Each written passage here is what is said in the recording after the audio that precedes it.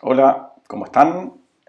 Soy Nicolás Cherny y les voy a presentar la tercera parte del programa de Teoría Política Contemporánea. Bueno, ya habrán terminado el segundo parcial, lo habrán entregado, espero que les haya ido bien, que hayan salido vivos de ahí. Y bueno, les vamos a decir seguramente en las sesiones de Zoom, les vamos a contar cuándo les vamos a entregar las notas, así que estén atentos, vengan a las reuniones de Zoom, preséntense, que allí vamos a dar bastante información. Y bueno, yo quería presentarles esta primera clase en esta primera clase al principio toda la tercera parte.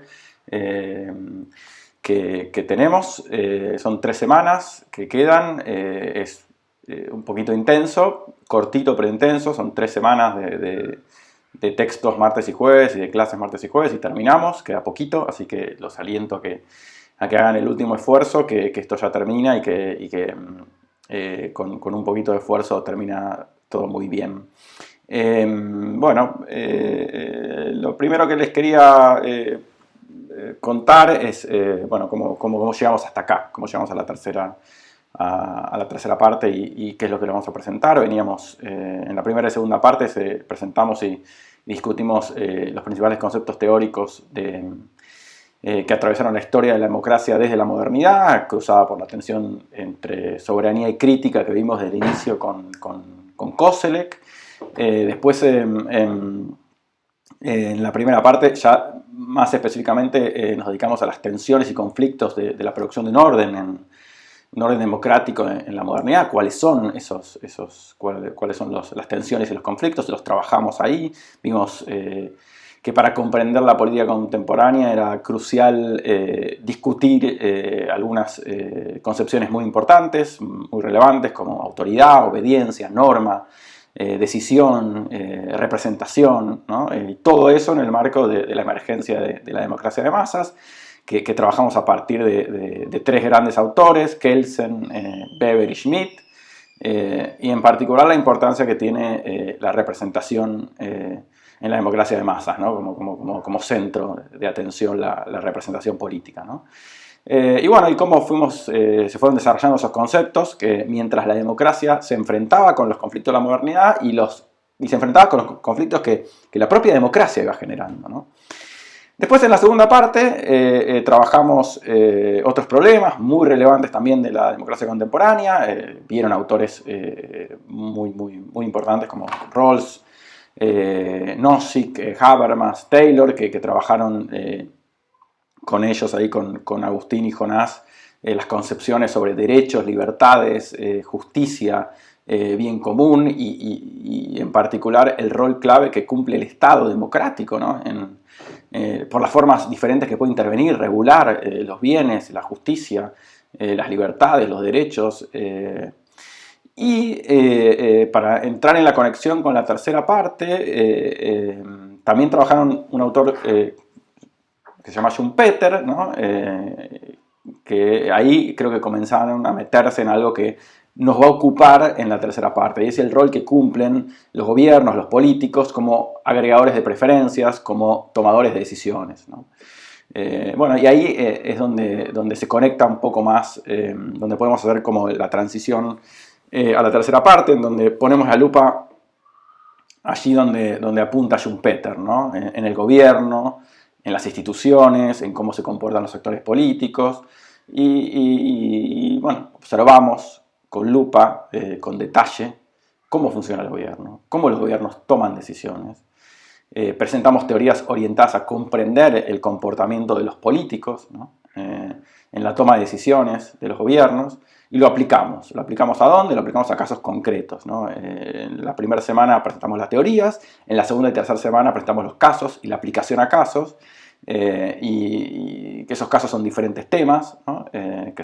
Tratamos de que sean cercanos a la realidad política en la que estamos insertos todos, ¿no? O sea, que muchos de esos tienen que ver con problemas políticos de Argentina, ¿no? Problemas políticos que también son de Latinoamérica y comparados con otros países, pero que intentamos que a ustedes bueno, les resulten relevantes como problemas a investigar, ¿no? Bueno, y ahí nos hacemos preguntas, ¿no? sobre el poder que tienen, por ejemplo, los presidentes, ¿no? Pueden tomar cualquier decisión, lo que les antoja, un presidente asume y hace lo que quiere. ¿Cómo podemos analizar, cómo podemos observar el poder que tiene un presidente, el margen que tienen los gobernantes, ¿no? ¿De qué depende que los presidentes o los primeros ministros que ocupan cargos ejecutivos tengan mayor o menor grado de libertad, limitaciones para convertir sus preferencias en decisiones, ¿no? ¿Cómo podemos analizar eso? ¿Cómo podemos generar dispositivos, teorías para poder analizar esos problemas de los gobiernos, esos problemas de la política contemporánea que están relacionados con problemas muy frecuentes de gobiernos democráticos, ¿no? Y lo que se trata es de presentar herramientas teóricas que nos permitan explicar el proceso de toma de decisiones en la democracia, ¿no? Entonces, las próximas 3 semanas, vamos a ver en la semana 10, vamos a trabajar teorías que discuten sobre qué hay que observar para analizar cómo se toman las decisiones en las democracias contemporáneas. Y la respuesta corta es que tenemos que observar 2 cosas, las instituciones y los actores, y en la clase de hoy va a estar muy presente esto, ¿no? Cómo trabajan en los neoinstitucionalismos, el neoinstitucionalismo histórico y del rational choice, cómo trabajan el análisis de instituciones y de actores para comprender los resultados políticos de la democracia, para investigar, ¿no? Para generar una investigación, para tener teorías para hacer análisis político. Y para ello vamos a ver 2 teorías que están en uno de los textos que tienen para leer, que son estas 2 que les acabo de mencionar, institucionalismo histórico y del rational choice, que están en el artículo de Hall y Taylor. Y luego entonces veremos 2 teorías sobre la toma de decisiones, que las vamos a usar para aplicar luego a distintas áreas de problemas de gobierno que veremos en las siguientes semanas. Las teorías que vamos a ver son la teoría de los actores de Beto de Sebelis, que voy a presentar ahora en un ratito después de Hall y Taylor. Y el jueves vamos a trabajar sobre, seguramente algo que nos quede de Sebelis y la teoría del selectorado de Bueno de Mezquita. En la semana 11, es decir, la semana siguiente, va a estar dedicado al funcionamiento y los problemas de las instituciones de gobierno en el presidencialismo. El martes 2 de junio vamos a enfocarnos en la presidencia y sus recursos, con textos de Negretto y Amorim Neto. El jueves vamos a trabajar sobre las legislaturas, a partir de un texto de Cox y Morgenstern, que espero lean. Son textos muy interesantes, tanto el de Negretto como el de Amorim, como el de Cox y Morgenstern, muy clásicos y muy importantes para la formación de un politólogo. Y después tenemos la tercera semana, la semana 12, nuestra última semana de clase. Es decir, como ven, falta muy poquito, queda un último esfuerzo y les sugiero que sigan leyendo semana a semana y sigan mandando los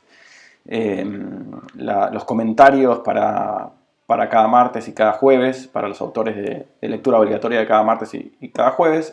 La semana 12 terminamos con los últimos autores, con las últimas 2 clases. El 9 de junio vamos a dedicar a los problemas del federalismo y en particular a la tensión entre el cumplimiento de las reglas y el oportunismo. Y la última clase va a ser el 11 de junio y va a ser el gobierno de la economía, ¿no? Con un texto histórico sobre la Gran Depresión de los años 30 y otro bastante más actual que analiza las crisis financieras, el gobierno de las crisis financieras en 2008-2009. Así vamos a ver la política que está atrás de la política económica, ¿no? La política de la política económica. Bueno, eso es todo lo que tienen por delante esas últimas 3 semanas. Como les decía, es un último esfuerzo.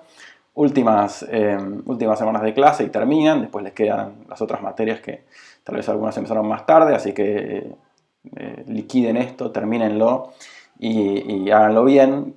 Sobre todo, una recomendación muy grande es que no aflojen con el envío de comentarios, ¿no? El envío de comentarios es fundamental para poder seguir las lecturas y que las sesiones prácticas en Zoom sean sesiones productivas. Así que en esas sesiones, digamos, actúan los protagonistas son ustedes hacen las preguntas y plantean las dudas y tratamos de resolverlas ahí. Entonces la dinámica es fundamental para la dinámica que ustedes traigan preguntas, traigan dudas y y podamos conversar ahí. Así que bueno, ahora empezamos con Holly Taylor. Voy a presentar teorías que lo que tratan es de construir herramientas analíticas para investigar los problemas y fenómenos políticos. Y la búsqueda de estas teorías, ¿no? es actuar sobre una realidad que es compleja e inabarcable, ¿no? Usamos la teoría para hacerla entendible, para resumirla en proposiciones que nos permitan comprender las partes más importantes de la realidad que estamos observando, ¿no? ¿Por qué es tan importante la teoría o esta idea de encontrar, de resumir proposiciones que nos sirvan que nos sean útiles para comprenderla, ¿no? Y acá solemos utilizar un cuento de Borges, ¿no? Que se llama El rigor de la ciencia, ¿no? En el que encargados de dibujar los mapas del imperio, lo que hacían era buscaban tal perfección en hacer ese mapa y tanta correspondencia con la realidad que finalmente lo que hizo el Colegio de Cartógrafos, según este cuento de Borges, fue levantar un mapa que tenía el tamaño exacto del imperio, que conseguía puntualmente con el imperio, ¿no? Entonces imaginen tener que ustedes, por ejemplo, necesitar un mapa para viajar a la costa, ¿no? A Mar del Plata, a Villa Gesell, a Pinamar, y que ese mapa fuera exactamente tuviera el mismo tamaño que la provincia de Buenos Aires, ¿no? Sería un mapa completamente inútil, ¿no? Bueno, de alguna manera lo que intenta hacer la teoría es buscar esos elementos distintivos que pueden resumir procesos que son obviamente más complejos y más inabarcables, ¿no? Entonces, tal vez la virtud que tiene la teoría para el análisis político, para buscar, que está buscando este tipo de teoría, es simplificar, ¿no? Y ahí ustedes van a ver, sobre todo en Sebelis, pero también en en casi todos los artículos, es esta intención de explicar cosas que son muy complejas con algunas proposiciones más simples que permiten resumir los procesos más relevantes y que permitan contribuir a generar explicaciones sobre qué pasó, ¿no? Por eso, cuando analizamos la política, nuestra idea no es una reproducción exacta de eso, ni siquiera la reproducción que nosotros queremos hacer de eso, sino que utilizamos un mapa, ¿no? Un mapa que nos muestra los aspectos más relevantes y que es selectivo respecto de lo que creemos que es más importante destacar para esa explicación, ¿no? Entonces lo que vamos a hacer acá, lo que vamos a buscar en esta clase y sobre todo en el primer texto de Holly Taylor es construir esa caja de herramientas, ¿no? Para observar, para investigar, qué es lo que tenemos que mirar, para ordenar en análisis, cómo podemos explicar la elección de algunos cursos de acción de los políticos, de los gobernantes, por qué siguieron unos cursos y no siguieron otros, ¿no? Cómo explicar esos resultados, ¿no?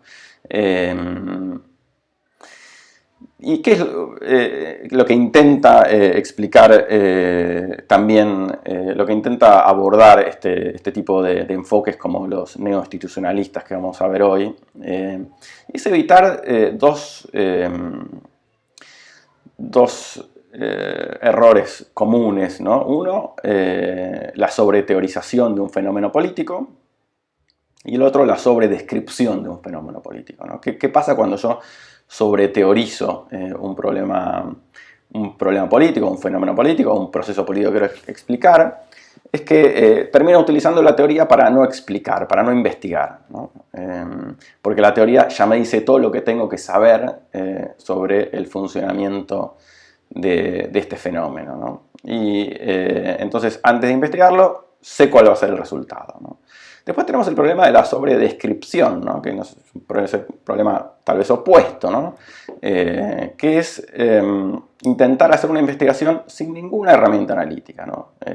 Me gusta un tema, escribo, lo describo y no sé muy bien hacia dónde voy a ir ni qué voy a hacer con eso, ¿no? Entonces, lo que tiene este enfoque neoinstitucional es que empieza a dar algunas pistas sobre qué tenemos que observar y cómo lo vamos a observar para encontrar explicaciones, para poder contribuir con explicaciones sobre cómo fue el funcionamiento de un proceso político, cómo se obtuvieron unos resultados que a veces no son tal vez los resultados buscados por los actores, ¿no? O a veces son sorprendentes o contraintuitivos, ¿no? La palabra institucional en ambos títulos puede resultar engañosa, ¿no? Tanto en el institucionalismo histórico como en el de la acción racional. En primer lugar, no es forzosamente el objetivo de estas teorías explicar el funcionamiento de las instituciones, ¿no? Que se llamen neoinstitucionalismos o institucionalismos de una cosa o de otra. No es que lo que buscan es explicar el funcionamiento de las instituciones, no, es algo distinto, ¿no? Su objetivo, o sea, ¿qué quiere decir esto? Que es un poco engañoso, ¿no? Decir institucionalismo de algo o de otra cosa o tener como título neoinstitucionalismo, ¿no? El objetivo es explicar el resultado de los procesos políticos, ¿no? Explicar en base a la interacción entre actores e instituciones. Pero lo que hacen es tirar del hilo del comportamiento de los actores y de los contextos políticos en los que están insertos para explicar los resultados, ¿no? Son los políticos o los gobernantes que toman decisiones o que eligen cursos de acción basados en sus preferencias. Pero que no pueden elegir esos cursos, ¿no? Ni tomar esas decisiones, ni tomar en cuenta el contexto que pone límites o restricciones a sus cursos de acción, ¿no? Esa observación nos permite explicar por qué las decisiones o las políticas toman un curso y no otro curso, ¿no? Tienen unos resultados y no tienen otros resultados. Es decir, explicar por qué se dan unos resultados y no otros. Es decir, son los cursos de acción que eligen los políticos en base a sus preferencias. En segundo lugar, tampoco estas corrientes tienen por objeto necesariamente el estudio de regularidades. De hecho, hay muchísimas investigaciones, de las más interesantes, que el objetivo es captar las discontinuidades. Que hablemos de instituciones no quiere decir que estemos buscando encontrar regularidades, reglas de estas instituciones y creer que la política son las instituciones, sino que muchos de los enfoques neoinstitucionales están basados en encontrar discontinuidades, problemas, cambios, coyunturas críticas. Es decir, encontrar elementos que explican los cambios. Con las herramientas de estos enfoques neoinstitucionales, se han investigado cuestiones como el orden político, el gobierno de la economía y las empresas, la desigualdad, la relación entre poderes, la política social, el desarrollo económico, el estado de bienestar, el funcionamiento del sistema político, la democratización, el autoritarismo, las relaciones interestatales. Es decir, una cantidad enorme de cosas que se pueden investigar desde este enfoque, ¿no? O de estos enfoques, o de estos métodos también para entrarle a la investigación. Vean, por ejemplo, en el caso del institucionalismo histórico, el Oxford Handbook que compiló Tulia Faletti. Se los podemos enviar o mandarles las referencias. Ahí hay muchos artículos en los que se muestra cómo se puede trabajar específicamente del institucionalismo histórico. Pueden ver también artículos o el libro de Shepsle, que también muestra cómo desde el institucionalismo de la acción racional pueden enfocarse muchos de estos problemas, problemas políticos y procesos políticos que son parte de los objetos de la ciencia política, ¿no? Bien. Vamos a ver entonces primero algunos rasgos comunes, ¿no? Luego vamos a marcar algunos contrastes, pero primero vamos a ver rasgos comunes del institucionalismo histórico y de la institucionalismo de la elección racional. Si ustedes quieren, hay mucha bibliografía optativa en la que pueden encontrar abordajes más concretos, que son como son las narrativas analíticas y los enfoques de las coyunturas críticas. Hay ahí mucho en la bibliografía optativa que es dentro de esta clase bastante extensa, pero pueden pedir más si es necesario, ¿no? Bueno, pero pasemos a hablar un poquito de los rasgos comunes de los enfoques neoinstitucionales, ¿no? En primer lugar, está esta corriente se denomina neo-institucionalista, porque se diferencia de lo que se llamó el institucionalismo clásico, previo a la Revolución Conductista, que se limitaba a hacer un estudio comparado de instituciones formales, ¿no? Una suerte de derecho comparado, ¿no? Bueno, esto es otra cosa, como les contaba hace un ratito.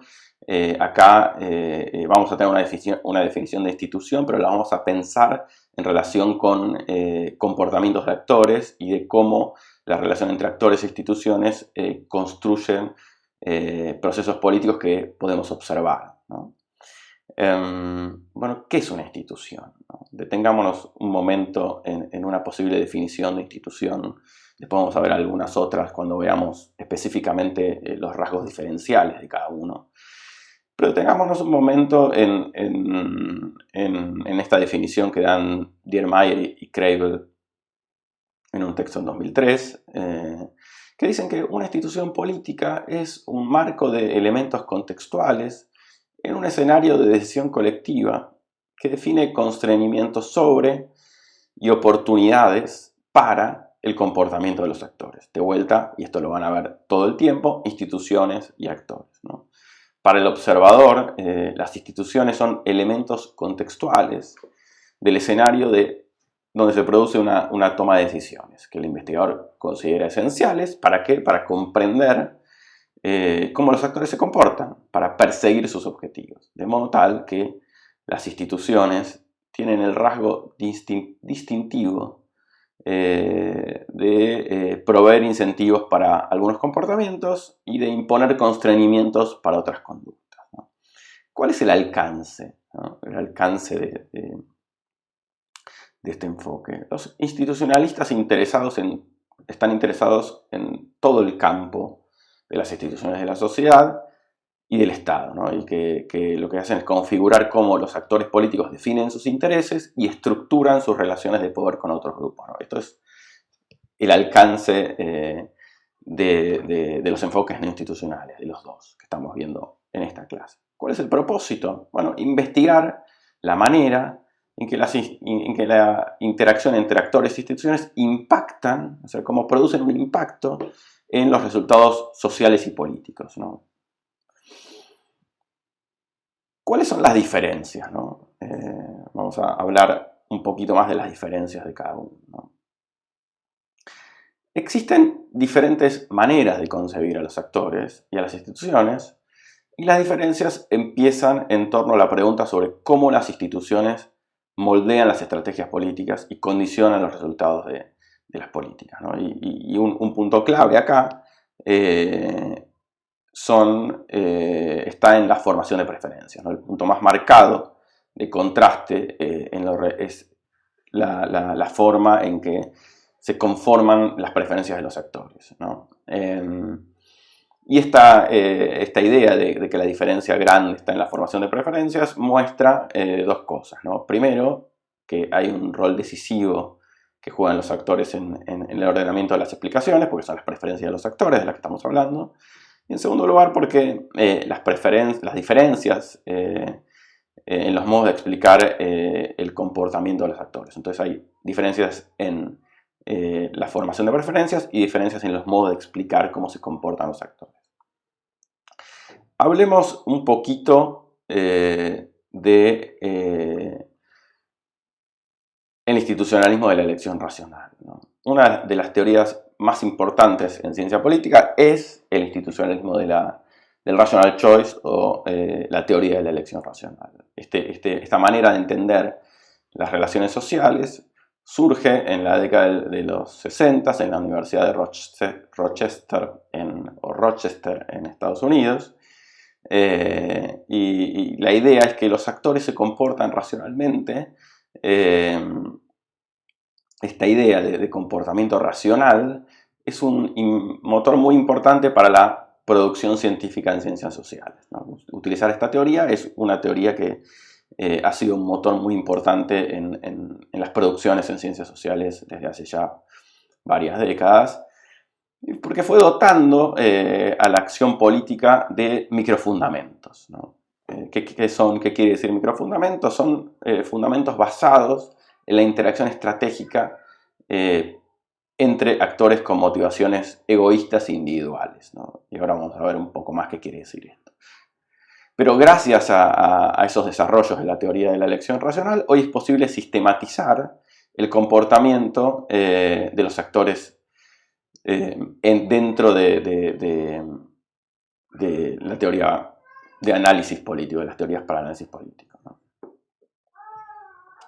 Una primera forma de pensar las instituciones dentro del rational choice es como límites exógenos, o una forma de juego determinada exógenamente. En esta interpretación, las instituciones son guiones, como guiones de cine, que nombran a los actores que forman parte de un proceso, sus repertorios de comportamiento o estrategias, la secuencia en la que los actores eligen entre sus posibles estrategias, la información que poseen al elegir y el resultado que resulta de la combinación de las decisiones de actores. Si a esto le agregamos la preferencia de los actores, tenemos lo que también suele utilizarse mucho en la teoría de la elección racional, es un juego, ¿no? Y de ahí se deriva la teoría de los juegos, que es otro mundo derivado con su propia bibliografía y sus muchísimos desarrollos, ¿no? Una segunda forma de entender a las instituciones no las toma como algo dado, sino como el resultado de interacciones entre actores. Decimos entonces que los arreglos institucionales son focales, ¿no? Y generan coordinación entre actores. Entonces las instituciones son maneras de mostrar un equilibrio, una forma en equilibrio de hacer las cosas. Y acá hay un punto importante que aparece mucho en esta literatura, que es el equilibrio, ¿no? Cómo las instituciones son a veces expresiones del equilibrio del comportamiento entre actores. Entonces, si un actor con suficiente poder quiere hacer las cosas de diferente manera, entonces no debería atenerse a las reglas como dadas, sino cambiarlas, ¿no? Puede cambiar esas reglas. Entonces, cuando un jugador clave y con poder suficiente para cambiar las reglas no está de acuerdo con las reglas, decimos que la institución es frágil, ¿no? Porque es posible que uno de esos actores que tiene más poder cambie esa institución. Entonces, esa institución es susceptible de modificarse, de dejar de existir o de tomar otra forma, ¿no? Entonces, esa institución tiene problemas para producir estabilidad y cierta fragilidad, ¿no? Ahora pasemos un poquito a hablar de las preferencias, ¿no? De cómo el institucionalismo basado en la elección racional deriva las preferencias de la propia teoría, ¿no? Que es la primera diferencia con el institucionalismo histórico. Acá los actores son racionales, y esto quiere decir que los actores son racionales, quiere decir que equivale a decir que maximizan su utilidad, ¿no? Esto también es un elemento que seguramente ya lo habrán escuchado, es un elemento clave crucial de la teoría de la elección racional. Es decir, elección racional es sencillamente elección del curso de acción que se supone tendrá el mejor resultado, ¿no? Suponemos la racionalidad, suponemos que esta racionalidad es optimizadora y es exterior a la teoría, es decir, es asumida por la teoría, esta optimización. Y en tercer lugar, tenemos que son actores estratégicos, que esto quiere decir que la decisión, la elección de un actor está afectada por la decisión de otros actores. Bueno, hasta acá vimos los aspectos básicos del institucionalismo de la elección racional, para qué sirve y algunos de sus desarrollos más conocidos, ¿no? Sin embargo, esta respuesta teórica también tiene algunas limitaciones que vamos a repasar brevemente.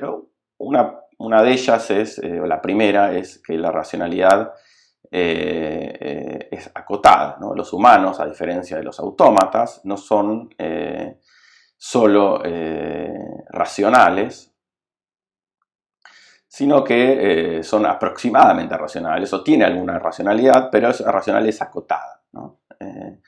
Y esto, como ustedes saben, de origen a algo que hoy está muy de moda, y es la economía del comportamiento, el behavioral economics, un área de estudios experimental que lo que hace es examinar qué sucede efectivamente como consecuencia de los límites cognitivos a la racionalidad, ¿no? Y bueno, quien quiera explorar behavioral economics es algo que está muy de moda y que tiene muchísimos autores que están trabajando y que han hecho muchos aportes a los problemas de racionalidad y los problemas de comportamiento.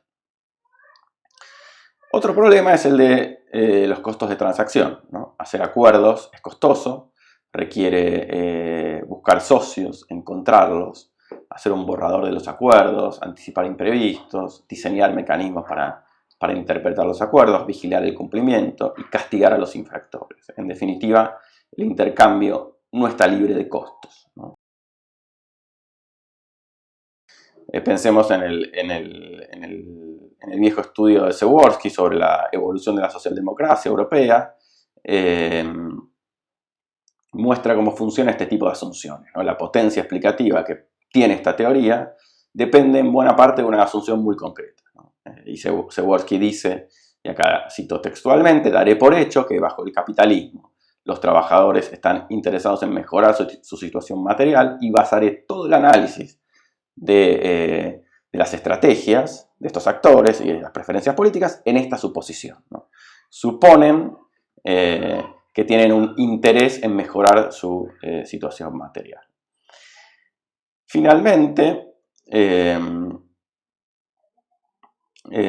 también esto revela que no pueden escapar a operacionalizar qué quiere decir el autointerés en distintos contextos. En el contexto del análisis específico que tienen que operacionalizar el autointerés. ¿Y cómo lo hacen? Lo hacen deduciendo de las preferencias de los actores de la estructura de la situación en sí misma. Si no hay una opción política o resultado que maximice el autointerés individual, entonces las herramientas de las teorías basadas en la elección racional, como por ejemplo la teoría de los juegos, que mencionamos hace un ratito, necesita suplementarse con otros métodos para entender qué soluciones serán o fueron elegidas, ¿no? Bueno, pasemos a ver un poquito ahora el institucionalismo histórico. Detengámonos ahora en el institucionalismo histórico. El institucionalismo histórico asume que las preferencias son un problema a investigar. Es decir, y se interroga cómo los individuos y grupos forman una preferencia y su interés. Aquí las preferencias son exógenas, se construyen a partir del contexto en el que está situado cada actor, y el institucionalismo histórico trabaja sobre el proceso por medio del cual estas son constituidas por el contexto en el que se inscriben. Entonces, las instituciones influyen en la formación de preferencias, esto es clave. Las estrategias y los objetivos que persiguen los actores son formados por un conjunto de reglas formales, procedimientos, prácticas operativas habituales que estructuran la relación entre actores en las interacciones políticas, ¿no? ¿Qué quiere decir todo esto, ¿no? Quiere decir que las instituciones pesan en la formación de las preferencias de los actores, que dependiendo del contexto político e institucional de configuración de actores y reglas, los comportamientos podrían ser muy diferentes. Podría ser más consistente observar a los actores políticos persiguiendo comportamientos no maximizadores y, en cambio, persiguiendo lo que la teoría llama reglas satisfacientes, ¿no? Actores que no maximizan, sino que se conforman con cumplir una regla, ¿no? Un ejemplo de conducta satisfaciente podría ser el burócrata que trabajaron con Weber en la primera parte. Un burócrata resuelve la mayor cantidad de expedientes posibles en sus horas de trabajo, o resuelve una cantidad reglada formal o informalmente. Bueno, eso es reproducir un comportamiento satisfaciente, ¿no? ¿Qué quiere decir esto? que las instituciones constriñen y refractan las políticas, pero nunca son la causa de los resultados, ¿no? Los objetivos, las estrategias y las preferencias de los actores son elementos no dados previamente, sino problemas que debe resolver la investigación, ¿no? La explicación del resultado de un proceso político surge entonces de la observación del comportamiento de los actores, rodeados siempre de sus propias preferencias, ¿no? Siempre estos actores tienen sus propias preferencias y están rodeados de un marco de reglas institucionales y contextos que son cambiantes, ¿no? Bueno, pasemos a hablar un poquito de los 4 elementos del institucionalismo histórico, ¿no? Hay 4 elementos que están destacados, muy destacados en el texto de Holly Taylor sobre el institucionalismo histórico. Y el primero de ellos es la vocación por combinar estrategias de investigación, ¿no? En particular, de la convergencia de elementos del cálculo maximizador con elementos culturales, por ejemplo. Entonces, ¿qué convive allí? Convive consecuencialidad de los actores, o sea, actores actuando de acuerdo a las consecuencias, maximizando si se quiere, y rutinas, por otro lado, ¿no? Instituciones que proveen diferentes incentivos estratégicos y muy diferentes esquemas cognitivos para los actores, ¿no? Por ejemplo, las legislaturas, o las empresas, o las organizaciones de un país federal o unitario, o los sistemas electorales, los diferentes sistemas electorales que hay, ¿no? Los bicamerales, unicamerales, o sea, diferentes instituciones, diferentes contextos generan diferentes incentivos estratégicos para los actores y muy diferentes esquemas cognitivos también para los actores, ¿no? Pueden ver el libro de Ernesto Calvo sobre, que se llama Legislator Success, que es lamentablemente creo que está solo en inglés, pero hay algunos artículos en castellano, en el que hace una descripción muy interesante sobre cómo actúan los legisladores en el Congreso argentino, ¿no? Segundo elemento es explicar los resultados en base a cómo las instituciones distribuyen el poder a través de los grupos sociales, ¿no? Las instituciones tienen un impacto en cómo se distribuye el poder entre los grupos sociales, entre los grupos económicos, o sea, entre grupos socioeconómicos, ¿no? Aquí el institucionalismo histórico lo que hace es poner de relieve o mostrar la importancia de cómo algunos grupos pierden mientras otros ganan, ¿no? Expresando lo que se suelen llamar asimetrías de poder asociada con la forma en que se desarrollan y operan las instituciones. Tercer aspecto. El tercer aspecto que da por explicativo a los rasgos contextuales de una situación es una situación que puede ser heredada del pasado, ¿no? Esto suele llamarse trayectorias dependientes en castellano, o en inglés habrán escuchado, path dependence, ¿no? ¿Qué quiere decir el path dependence o las trayectorias dependientes? Bueno, quiere decir que las instituciones y los actores tienen una trayectoria histórica que influye y suele explicar muchos comportamientos de los actores, muchas decisiones que toman los actores, ¿no? Y que también hay momentos de cambio que suelen llamarse dentro de esta literatura coyunturas críticas, ¿no? Las coyunturas críticas, ¿qué son? Son momentos en los cuales los cambios institucionales tienen lugar cuando un punto de bifurcación en el cual el desarrollo histórico se mueve a una nueva trayectoria, ¿no? Entonces tenemos path dependence, tenemos trayectorias dependientes y tenemos coyunturas críticas que van cambiando esas trayectorias para moverse en una nueva trayectoria, ¿no? Cuarto aspecto y último aspecto que queremos resaltar del institucionalismo histórico, ¿no? El último aspecto que queremos tener en cuenta es la apertura a incorporar otros elementos que pueden también contribuir a explicar los resultados de una política pública. ¿Qué quiere decir esto? De nuevo, las instituciones no son la única causa en política. Hay ideas, hay modos de desarrollo económico, tipos de liderazgo que influyen en los resultados. Por ejemplo, la formación de coaliciones cuando los grupos tienen intereses múltiples y conflictivos. ¿Qué hay que hacer ahí? Hay que examinar el proceso político por el cual se forman esas coaliciones. Hay nuevas ideas que pueden causar que políticos y grupos de poder repiensen sus intereses. Hay diferentes tipos de gestión que pueden facilitar la formación de ciertas coaliciones y limitar otras.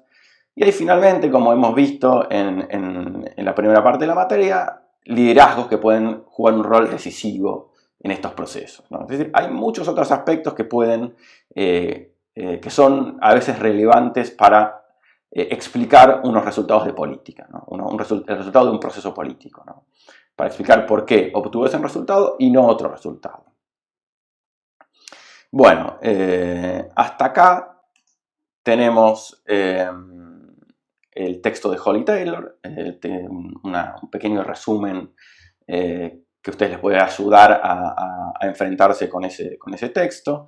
Quienes quieran explorar más sobre estas perspectivas, les recomiendo, como les decía hace un ratito, el handbook de institucionalismo histórico compilado por Tulia Faletti, que vean dentro de la bibliografía opcional sobre todo las narrativas analíticas, que lo que hacen es intentar borrar esta distinción entre institucionalismo del rational choice e institucionalismo histórico. Es una metodología orientada a casos para estudiar desarrollos institucionales en contextos históricos. Es una narrativa analítica que lo que hace es hacer estudios de caso, se pueden utilizar para estudios de caso, pueden ver ejemplos, ¿no? Pero lo hacen con un modelo racional, subyacente, que motiva el análisis y enmarca el material empírico, ¿no? Entonces, no se trata de evaluar individuos racionales en el vacío, como decíamos recién, sino insertos en un contexto determinado. Bueno, hasta acá esto es lo importante de los enfoques institucionales. Lean el artículo de Holly Taylor, los vamos a discutir en la sesión virtual por Zoom y ahora vamos a trabajar un poco, al menos un ratito, el texto de Sebelius, introducir el texto de Sebelius para que ustedes lo puedan leer para la clase del jueves y podamos discutirlo un poco en el Zoom de este martes, pero también en el Zoom del jueves. Bueno, entonces vamos a seguir con la clase pasando al texto de Sebelius, el texto sobre la teoría de los actores de veto.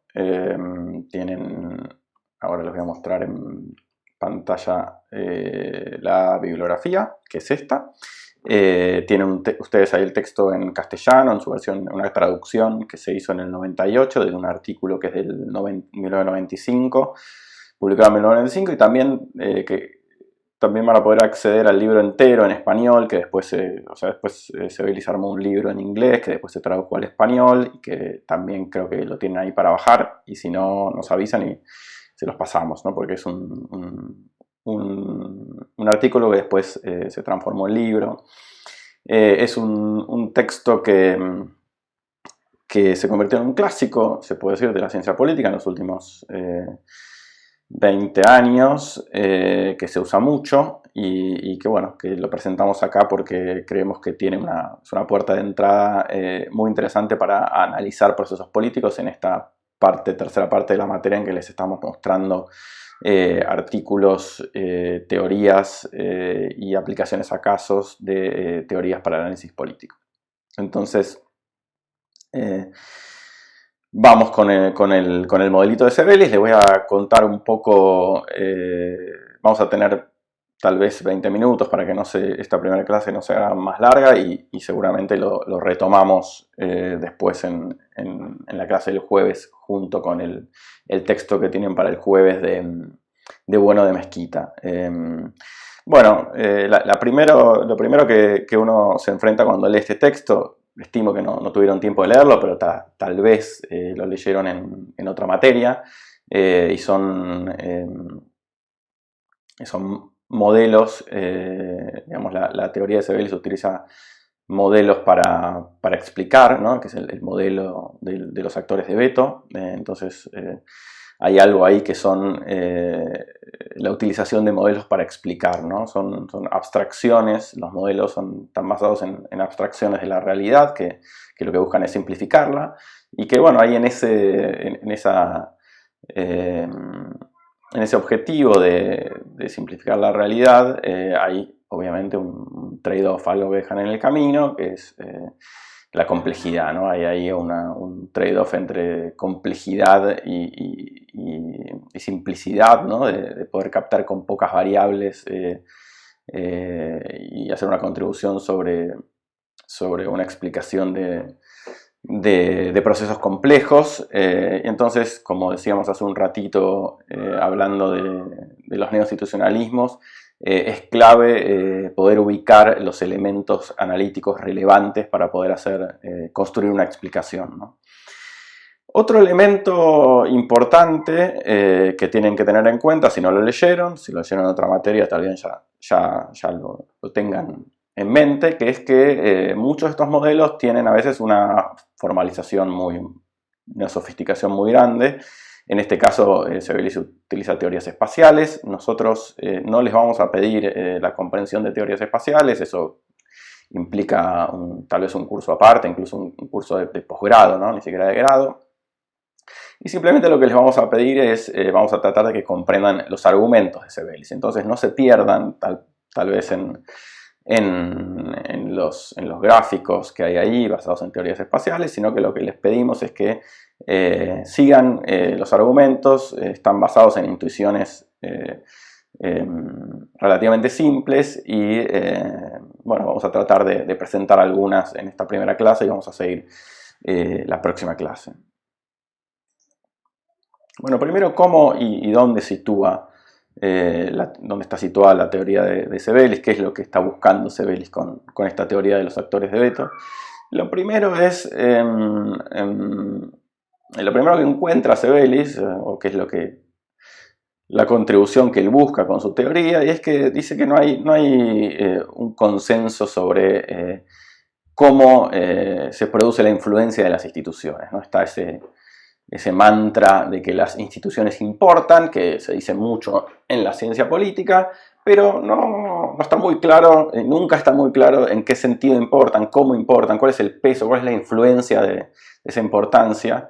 Y eso, bueno, lo busca clarificar un poco esa falta de consenso, es un objetivo de esta teoría, ¿no? De la teoría de los actores de veto, buscar algún consenso sobre cómo influyen las instituciones. Después lo que hay también son desacuerdos teóricos relacionados con el tipo de régimen, ¿no? Tenemos regímenes presidencialistas, parlamentaristas, tenemos diferentes también sistemas partidarios, ¿no? Bipartidistas, multipartidistas, tenemos diferentes tipos de legislaturas, bicamerales, unicamerales, es decir, diferentes tipos de dispositivos institucionales, ¿no? De modelos institucionales que rigen en diferentes países, algunos federales, otros parlamentarios, algunos con muchos partidos, otros con muy poco, algunos regidos por parlamentos donde surge un primer ministro que lo elige el Parlamento, otros presidentes que son elegidos directamente por el voto popular, entonces que no hay una mediación parlamentaria ahí. Entonces hay ese desacuerdo, muchas veces, dice Sebelis, no permite tener universos, muestras grandes de trabajo para explicar los diferentes funcionamientos de los sistemas, ¿no? o de los países, de cómo funciona la política y los resultados de las políticas públicas y de la política en general en los diferentes países. ¿Por qué? Porque, bueno, entonces, la explicación puede ser, bueno,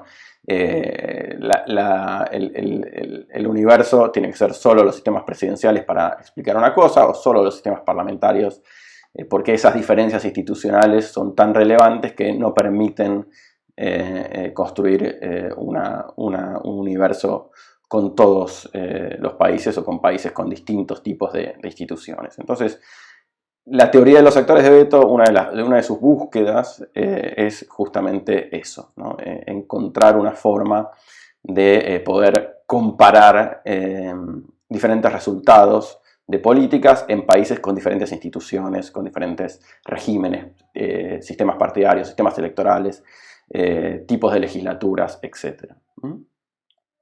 Entonces, lo que va a afirmar un poco la teoría de Sebelis es que hay rasgos comunes en la toma de decisiones en diferentes diseños institucionales, ¿no? Esto es como la novedad que intenta introducir Sebelis con su teoría de los actores de veto.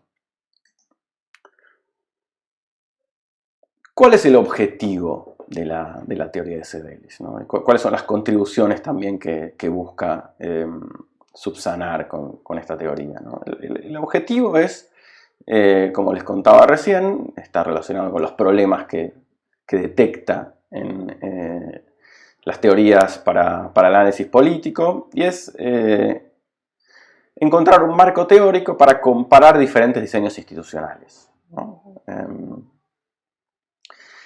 Ese es el marco teórico que construye y que vamos a ver ahora a continuación, ¿no? Y la contribución que busca es subsanar el problema de las muestras con pocos casos, que también detectaba recién como un problema. O sea, su contribución busca subsanar el problema que está detectando, ¿no? Que si no podemos comparar entre presidencialismos y parlamentarismos, si no podemos comparar entre países con muchos partidos, sistemas políticos con muchos partidos y con pocos partidos, entonces, bueno, no vamos a poder comparar en muchos países, vamos a tener siempre pequeñas muestras, o muestras muy pequeñas que no nos permiten hacer tal vez generalizaciones que sí nos permitiría hacer pudiendo comparar más países con diferentes regímenes o instituciones. Bueno, ¿cuál es, y acá me detengo en un aspecto importante, ¿no? Que es cómo es el esquema de investigación de Sebelis, ¿no? Cómo es el esquema que plantea Sebelis, y tal vez algunos están más acostumbrados que otros al modelito orientado por variables, ¿no? A encontrar una variable dependiente para organizar la investigación, ¿no? La variable dependiente, ¿qué es? Bueno, básicamente es lo que quiero explicar, ¿no?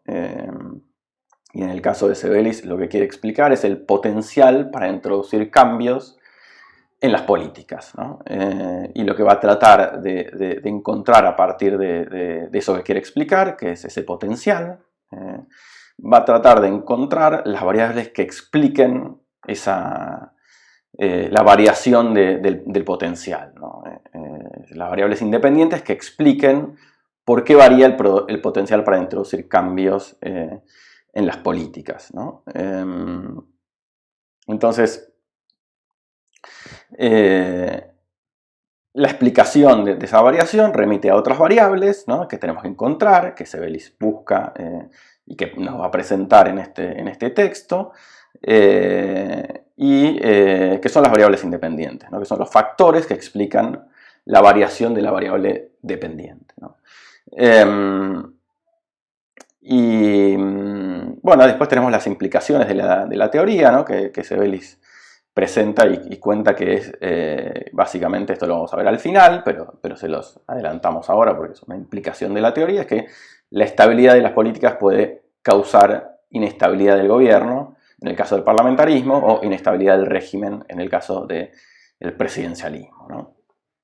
Entonces, nótese acá, ¿no? Que estabilidad de las políticas no necesariamente es un aspecto rescatable o positivo de las políticas, sino que está relacionado con lo que Sebelis, y ahora lo vamos a tratar un poco más en detalle, con lo que Sebelis llama es el status quo. Digamos, la estabilidad de las políticas es equivalente a decir que no hay cambios, es decir, que lo que predomina, lo que triunfa es el status quo, ¿no? Entonces,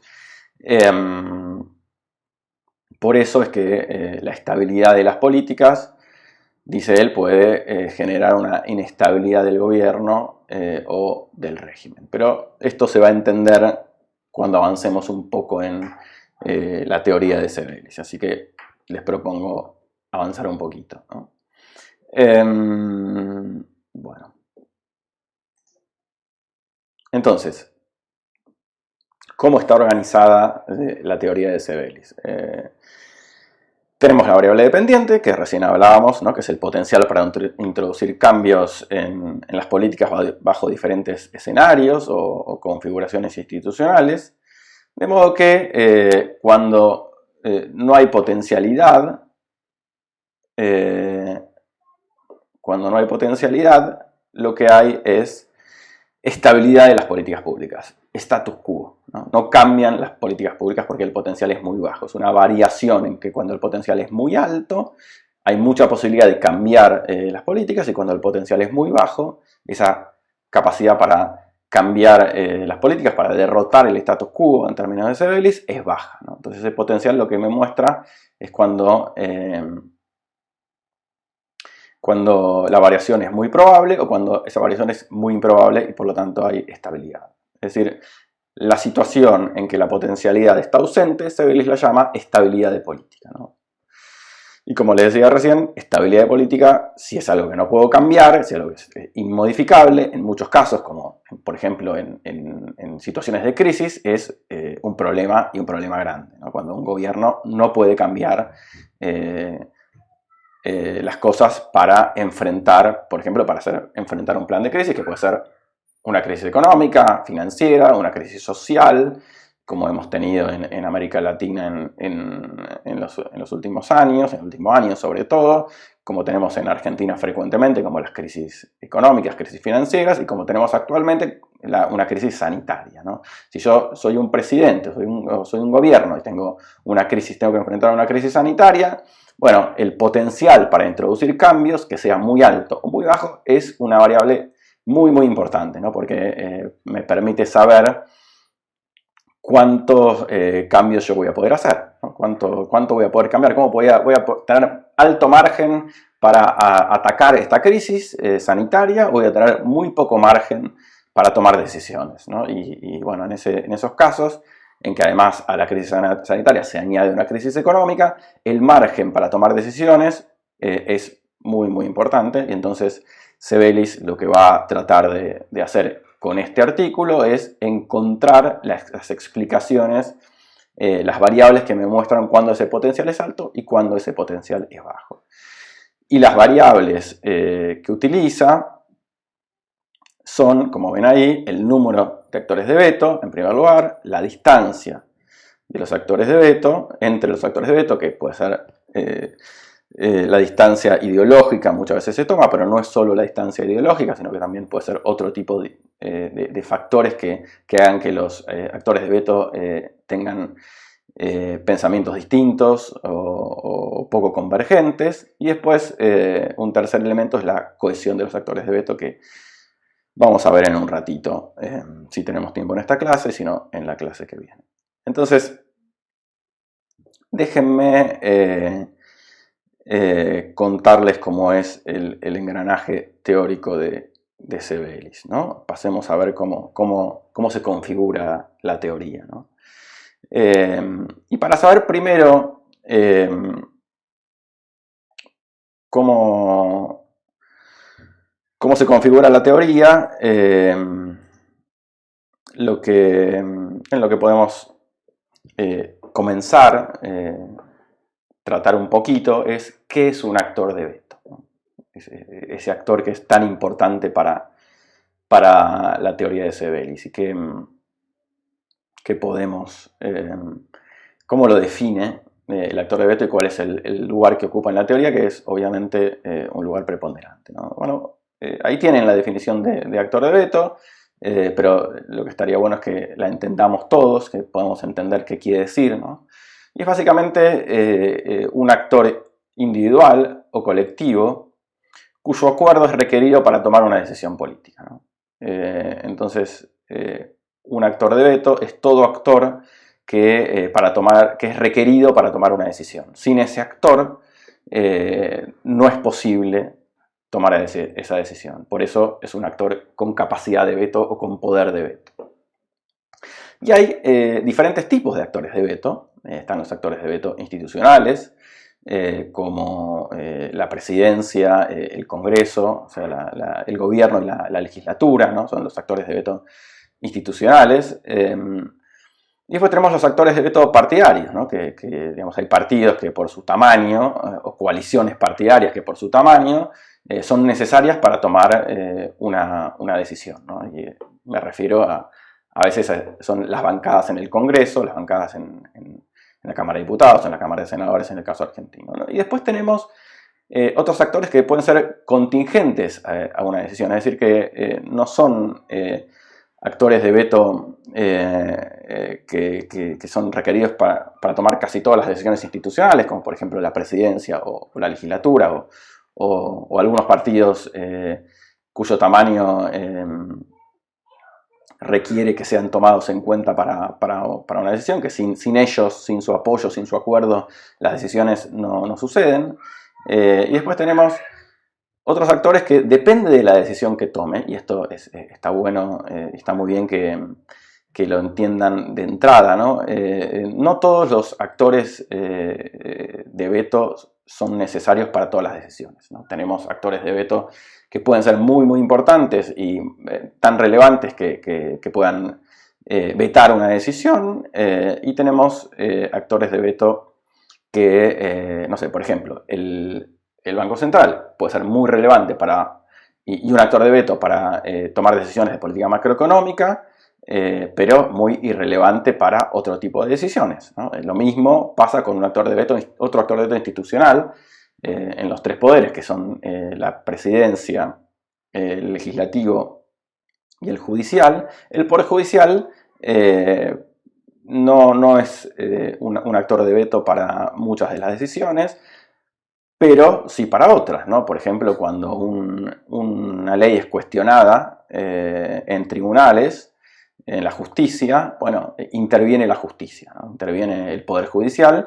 y esa decisión, esa ley que salió, que en la mayoría de los casos es potestad de una relación entre el Poder Ejecutivo y el Poder Legislativo, entra a jugar el Poder Judicial, como ha pasado en muchos casos en Argentina cuando la constitucionalidad de leyes es cuestionada, ¿no? No sé, por ejemplo, la ley de especificación de los depósitos, la ley de especificación que se tomó en Argentina en la crisis de 2001-2002, bueno, es una ley que fue cuestionada en tribunales, en la justicia, por ciudadanos que sentían que sus derechos de propiedad habían sido vulnerados, ¿no? Entonces, esa vulneración de los derechos de propiedad les dio potestad para hacer presentaciones en la justicia y que la justicia intervenga sobre la constitucionalidad o inconstitucionalidad de esa ley, y por lo tanto se convirtió en un actor de veto para un elemento clave de la política de salida de la convertibilidad de la crisis de 2001 y 2002, como fue la llamada especificación asimétrica, ¿no? Bueno, entonces tenemos la definición de lo que es un actor de veto, tenemos los diferentes tipos de actores de veto, no todos son relevantes y necesarios y requeridos para tomar una decisión,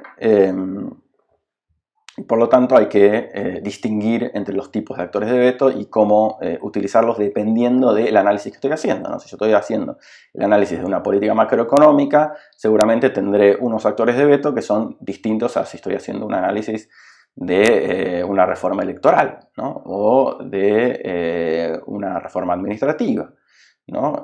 O de una reforma sobre leyes anticorrupción, digamos. Todos son distintas áreas, una reforma laboral, una reforma de las jubilaciones.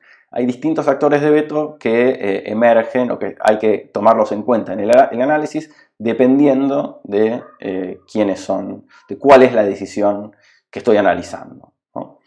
Entonces tenemos los actores de veto, tenemos el esquema y bueno, yo les propongo frenar acá, que ya hemos visto el artículo de Holly Taylor y una parte de este artículo de Sebelis. Vamos a seguir con Sebelis en la clase del próximo jueves, donde también van a tener a los actores, perdón, a todo el trabajo de Bueno de Mezquita. Entonces ahí vamos a ver actores de veto de Sebelis. Vamos a terminar con la presentación de la teoría de Sebelis y vamos a ver también el artículo de Bueno de Mezquita. Bueno, entonces hasta acá vamos a trabajar en el Zoom del martes y el jueves vamos a seguir con el resto de la teoría de Sebelis.